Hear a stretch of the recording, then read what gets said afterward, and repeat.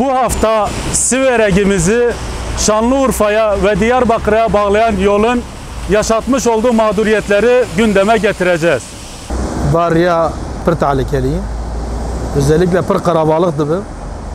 Vakta seçimde belediye başkanı be, eğer milletvekili be, ten söz dedin mi, ben veriye rakın. Yani hakikaten var ya pır tehlikeli. Mesela hafta beri cardı kaza bu. Yani aile kediye yani mesela ero dü tane evin ka yoğun bakım edeyim, keçika mamer.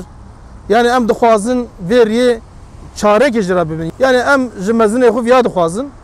Em daha bes yani gerçekten em perişan bunun, em mağdur bunun. Yani ve hakikaten bir yere göre çare ki verdiğin yani. Naraytım kazay beni, narayma ter roj rafe vazdan tere varzom. Kileri manayvane, naraytayri ne bana karaballığa. Kel bol kazay beni, bol mağduriyet o beni. Bes vatan cigari marop veşe. Na karaballığa sürekli bir geniş, na tere havade. Büyüyen ve gelişen şehrimizle birlikte artık bu yol yetersiz kalmaktadır. Her yıl onlarca canımızı yitirmekte, onlarca yaralımız olmaktadır.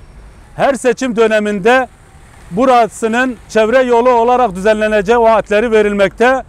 Seçim bittikten sonra maalesef o sözler unutulmaktadır.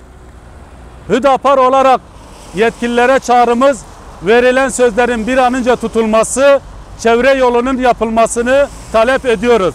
Ya da otogar kavşağı, halk arasında Şirinler Kavşağı, Şirinkuyu Kavşağı ve Mehmetçi Kavşağı'nın dalgeç sistemi yapılmasını talep ediyoruz. Artık başka canlar yanmasın, canlarımız gitmesin diyoruz.